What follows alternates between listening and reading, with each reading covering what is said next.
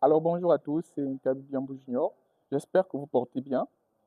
Et aujourd'hui nous allons alors faire la biographie, ok, d'un personnage qui n'est pas toujours connu de tous. Ok, je crois que vous avez sûrement déjà entendu ce chant et tout le monde, je dis bien tout le monde entier connaît ce chant. Et ce chant c'est Amazing Grace. Ok, vous connaissez sûrement l'air. Tin, tin, tin, tin, tin, tin, tin, tin, tin. Ok, donc qui est le compositeur qui n'est pas toujours connu? Ok, Amazing Grace, how sweet the sound. Ok, donc aujourd'hui on va faire cette autobiographie donc de l'auteur-compositeur. Ok, les circonstances de la composition de ce cantique ou ce chant, ok, qui est chanté, qui est repris par des institutions et organisations, ok, abolitionnistes, même pour, voilà, ok, faire la lutte contre les droits des hommes. Ce chant est réutilisé dans des événements où, voilà, il y a même euh, maltraitance ou traite des personnes déshumanisées. Ce chant est encore réutilisé. Donc pourquoi ce chant est aujourd'hui populaire? Qui l'a composé? Dans quelles conditions? Et quelles sont les dates clés? Allez, tout à l'heure, je vous fais donc juste l'état ou le résumé des recherches que j'ai faites pour vous. Et pour commencer, déjà, le nom de l'auteur. L'auteur s'appelle John Newton. Alors, John Newton, ok, est né en 1725, ok, à Londres, d'accord?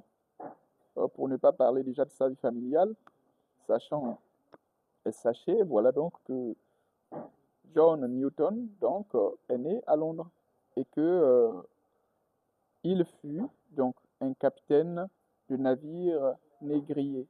Parce qu'à cette époque-là, donc, il y avait la traite, ok, des esclaves. Donc, il naît à cette époque-là. Donc, il fut donc capitaine de traite négrier dans un bateau, ok. Donc, il passait son temps donc dans l'océan, ok, voilà, à faire du commerce pour le compte, voilà, de son chef, de son patron, lui, capitaine. Ok, à quel moment donc l'inspiration du cantique ou est-ce qu'il était chrétien? Non, vous comprenez déjà quelqu'un qui fait ok, de la traite négrière n'était pas chrétien. Ok, il était très éloigné de base. Quand je ferai une autre vidéo, parler déjà de sa base familiale. Ok, vous comprendrez pourquoi peut-être. Donc déjà il était, comprenez que dans ce contexte-là, il faisait de la traite négrière donc complètement à la fois. Il était complètement hors du canal. Peut-être dans d'autres vidéos, vous comprendrez pourquoi.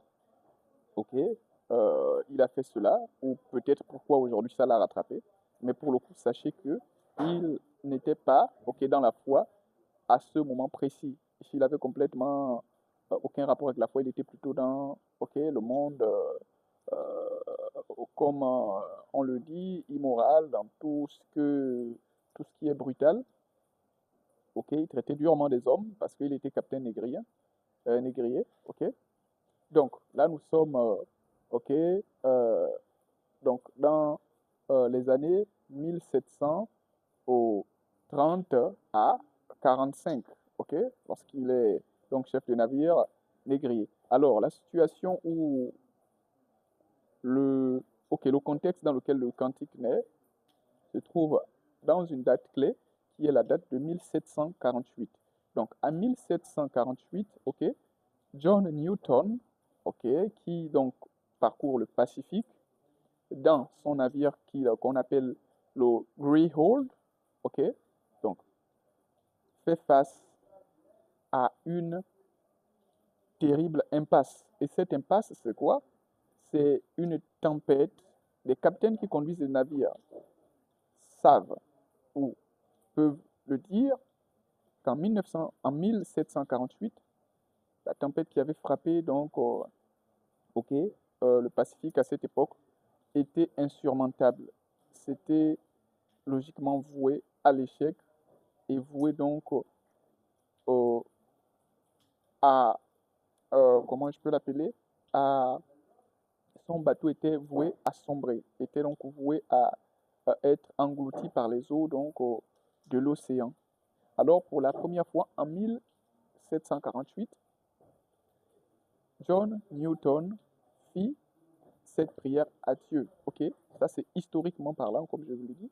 Ok, il dit à Dieu, si tu me sauves de cette tempête insurmontable, parce que je vois que c'est terminé pour moi, alors je changerai ma manière de vivre.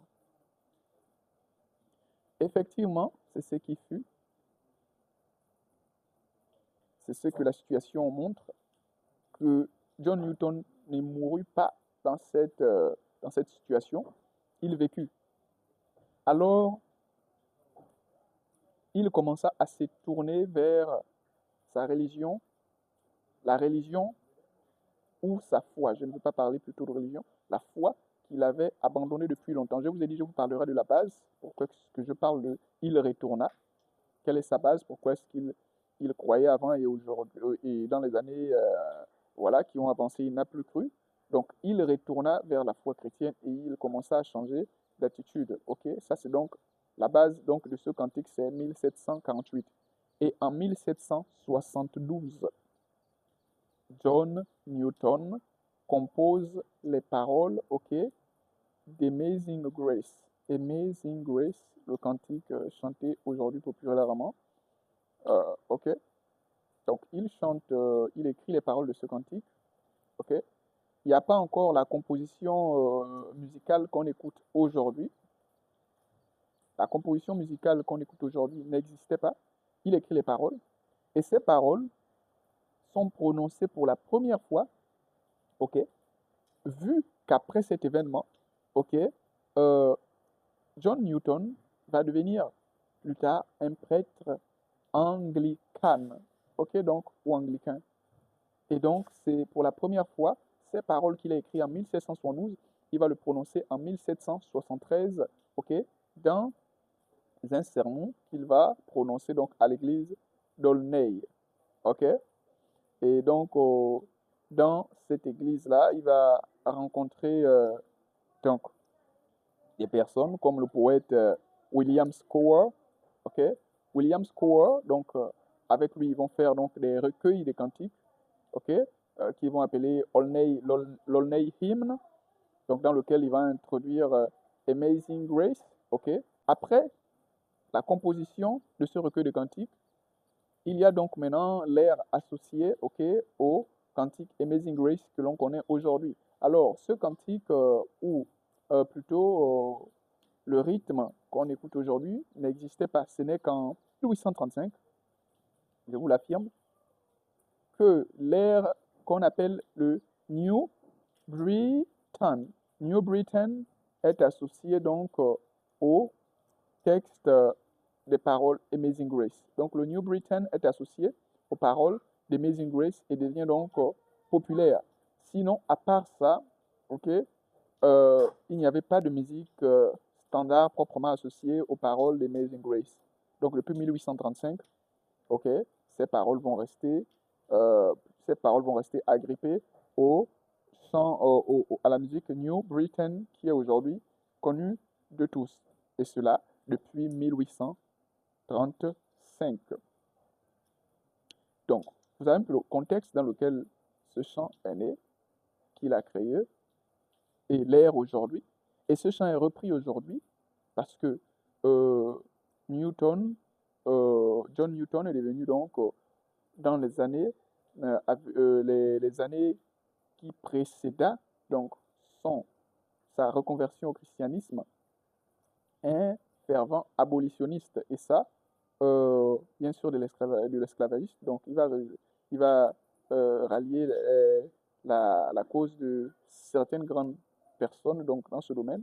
Et il va, fur et à mesure, se détacher petit à petit de la vie, donc, ok, de la traite négrière. Parce qu'après qu'il ait ramené sa vie à la foi chrétienne, il faisait, ok, de la traite négrière, mais c'était un peu plus une traite négrière. Il traitait les nègres avec humanité, ok, jusqu'à ce qu'il devienne prêtre et qu'il lâche complètement la traite négrière et qu'il devienne lui-même donc un fervent abolitionniste. Donc ça, c'était concernant le contexte.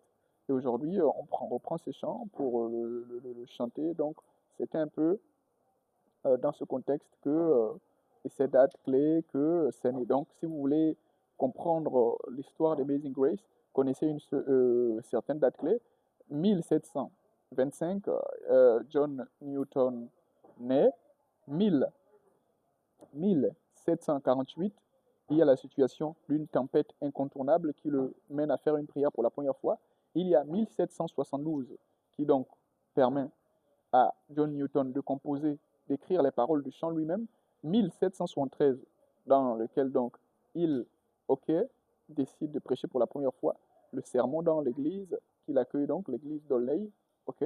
Ensuite, il y a la date aussi de 1835, ok, 1835, la date qui associe les paroles du chant à l'ère qui va devenir donc cette ère incontestable que l'on connaît aujourd'hui.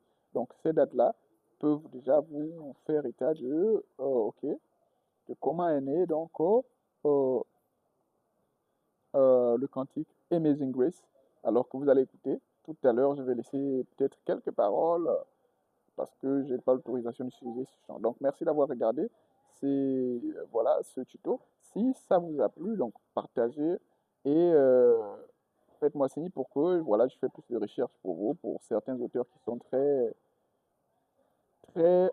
souvent sous-jacents ou inconnus, et pourtant ont voilà, laissé des grandes œuvres et des grands héritages ok, derrière eux. Merci et portez-vous bien.